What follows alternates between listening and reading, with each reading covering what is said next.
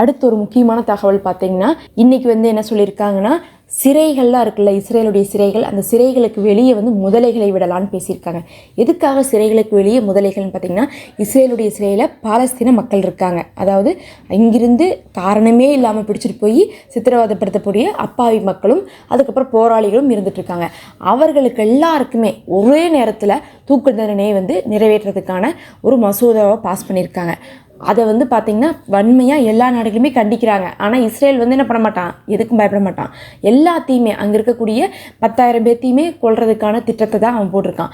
உடனே அப்படி கொல்ற மாதிரியான ஒரு ஆர்டர் வந்துருச்சு, இறுதி கட்டமாக அது வந்து அமலாக்கப்பட்டுச்சுன்னா என்ன பண்ணுவாங்கன்னா, அங்கே இருந்து இறக்கிறதை விட முடிஞ்ச அளவுக்கு தப்பிக்க ட்ரை பண்ணலாம். அப்படி தப்பிக்க முடிஞ்சால் தப்பிக்கிறோம், இல்லாட்டினா வந்து நாமே தூக்கில் தொங்கணும் அப்படிங்கக்கூடிய நிலைமைக்கு அந்த மக்கள் வந்துடுவாங்க. அதை தெரிஞ்சுட்டு என்ன பண்ணுறான், தண்டனை கொடுத்தாதான் அவங்க உள்ளே இருப்பாங்க. அதை விட்டு போட்டு தூக்கில் போகிறோன்னு சொன்னால் யாருமே உள்ளே இருக்க மாட்டாங்க. எல்லாரும் ஒரே நேரத்தில் தப்பிச்சு போனால் இஸ்ரேலால் கூட சமாளிக்க முடியாதுன்னு தெரியும்.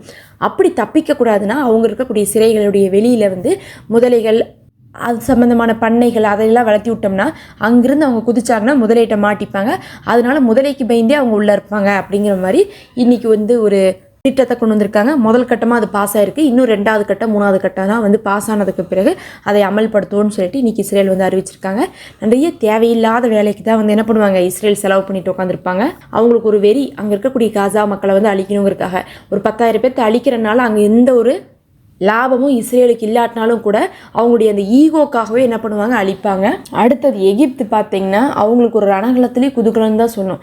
உலகமே இப்போ வந்து பார்த்திங்கன்னா பாலஸ்தீன விஷயத்தில் வந்து 2 பட்டிருக்குன்னு சொல்லலாம். முக்கியமாக மத்திய கிழக்கில் அப்படியே ஒட்டி இருக்கிறாங்க. காசாவுக்கு ஒட்டி இருக்கிறதே எகிப்து தான். ஆனால் அந்த எகிப்து இப்போ இஸ்ரேல்கிட்ட போய் என்ன பண்ணியிருக்காங்க, டீலிங் பேசியிருக்காங்க. அதுவும் வந்து பார்த்திங்கன்னா எரிசக்தி திட்டம்லாம் வந்து பேசி அதுக்கு வந்து கையெழுத்துலாம் போட்டாங்க. இன்றைக்கி வந்து என்ன பண்ணியிருக்காங்க, நாங்கள் வந்து காசா மக்களோட தான் இருக்கிறோன்னு சொல்லிட்டு அப்துல் ஃபத்தா சிசி வந்து சொல்லியிருக்காரு. டீலிங் வந்து இஸ்ரேலோட பண்ணுவாங்களாமா. இஸ்ரேலோட டீலிங் பண்ணிவிட்டு எல்லா வேலையுமே பண்ணிப்பாங்க, காசை கொடுத்துப்பாங்க, எரிசக்தி திட்டத்தெல்லாம் வந்து நடைமுறைப்படுத்திப்பாங்க. ஆனால் வந்து காசாவுடைய சப்போர்ட்டில் நாங்கள் மாறவே இல்லை. இஸ்ரேல் காசா வரும்போது நாங்கள் காசாக்கு நிற்போம், மற்றபடி எங்கள் தேவைக்கு நாங்கள் இஸ்ரேல் என்ன பண்ணுவோம், ஆதரிப்போம், பிஸ்னஸ்லாம் வச்சுப்போம் அப்படிங்கிற மாதிரி இன்றைக்கி வந்து பார்த்திங்கன்னா எகிப்து பேசியிருக்காங்க. இது ஒரு பெரும் சர்ச்சையை வந்து ஏற்படுத்தியிருக்கு. இவ்வளோதான் இந்த முஸ்லீம் நாடுகள்லாம். பக்கத்தில் இருக்கக்கூடிய எகிப்து, ஜோர்டானு, சவுதி, UAE எல்லாருமே அப்படி தான். சொல்லப்போனால் கத்தார் கூட என்ன பண்ணாங்க, அமைதியாக தான் போயிட்டுருக்காங்க. அவங்க எவ்வளவோ ஹெல்ப் பண்ணுறாங்க காசாக்கு, மறுக்கிறக்கே இல்லை. ஆனாலும் வந்து பார்த்திங்கன்னா அவங்களாலையும் இஸ்ரேலையும் அமெரிக்காவும் எதிர்க்க முடியாது. அவங்கள அடித்த போது கூட அவங்களால எதிர்க்க முடியலைங்கிறது தான் உண்மையான நிலைமை. அடுத்து பார்த்திங்கன்னா ஒரு முக்கியமான விஷயம் வந்து என்ன இருக்குன்னா, இன்றைக்கி வந்து ஒரு 20 பேர் வந்து இஸ்ரேலுடைய மக்கள் என்ன பண்ணியிருக்காங்கன்னா, பொதுமக்கள் தான், அவங்க வந்து இஸ்ரேலுடைய கொடியை ஏந்திட்டு போய் வெஸ்ட் பேங்க்கில் போய் கொடி நட்டிட்டு வந்திருக்காங்க. உடனே அங்கே வந்து சண்டை வந்து அங்கே இருக்கக்கூடிய காவலுக்கு இருந்த சிப்பாயை வந்து என்ன பண்ணியிருக்காங்க, அங்கிருந்த போராளிகள் சுட்டிருக்காங்க. இது வந்து பார்த்திங்கன்னா போராளிகளுக்கும் அங்கே இருக்கக்கூடிய இராணுவத்துக்கும் சண்டை வர்றதுக்கு ஒரு காரணமாக அமைஞ்சிருக்கு. ஆனால் பின்னாடி இதுக்கெல்லாம் காரணம் யாருன்னு பார்க்கும்போது பென் குரியன் அப்படின்னு சொல்லக்கூடிய அங்கே இருக்கக்கூடிய அமைச்சர் தான். அவர் கையெழுத்து போட்டு நீங்கள் போய் கொடியை நட்டிட்டு வாங்க, பாலஸ்தீனம் அப்படிங்கிறதே இனி இல்லை, எல்லாமே இஸ்ரேல் தான், வெஸ்ட் பேங்க் காசான்னு பிரித்து பேசாதீங்க, உங்களை எப்பயுமே யாருமே ஆட்சி செய்ய மாட்டாங்க, அது உங்கள் நாட்டை சேர்ந்தவங்களாக இருந்தாலும் சரி, முஸ்லீம் நாட்டை சேர்ந்தவங்களாக இருந்தாலும் சரி, நீங்கள் யூதர்களால் தான் ஆட்சி செய்யப்படுவீங்கன்னு சொல்லிகிட்டே இந்த கொடியை போய் வச்சுட்டு வந்திருக்காங்க.